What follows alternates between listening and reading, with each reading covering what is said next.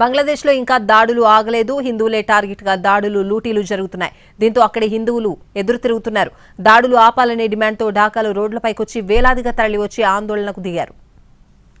దేశంలో అల్లర్లు కంటిన్యూ అవుతున్నాయి. తాత్కాలిక ప్రభుత్వం ఏర్పడినా అక్కడ పరిస్థితులు అదుపులోకి రాలేదు. ఈ అల్లర్లు మైనార్టీలకు శాపంగా మారాయి. హిందువులే లక్ష్యంగా అక్కడి ప్రజలు దాడులు, లూటీలు, హత్యలకు పాల్పడుతున్నారు. ఆలయాలను కూల్చేయడం, దాడులు పెరుగుతుండటంతో ఓపిక నశించిన అక్కడి హిందువులు ఎదురు తిరిగారు. తమపై దాడులు ఆపాలని డిమాండ్ చేశారు. నిరసనలతో హోరెత్తించారు. ఢాకా రోడ్లపైకి వేలాదిగా హిందువులు వచ్చి ఆందోళనలు నిర్వహించారు.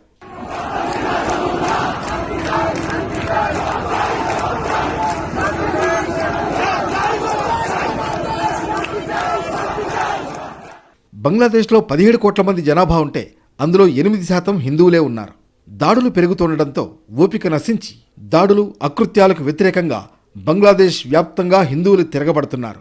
పలు ప్రాంతాల్లో కర్రలు, ఆయుధాలు పట్టుకుని మతం పేరుతో దాడులు చేసేవారిపై ఎదురు తిరుగుతున్నారు. కొన్ని ప్రాంతాల్లో గ్రామరక్షక కమిటీలు ఏర్పాటు చేసుకుని మూకదాడులను అడ్డుకునే ప్రయత్నం చేస్తున్నారు. మొత్తంగా ఆందోళనలు, అనిశ్చిత పరిస్థితుల మధ్య బంగ్లాదేశ్లో రోజురోజుకు పరిస్థితి అధ్వాన్నంగా తయారవుతుంది.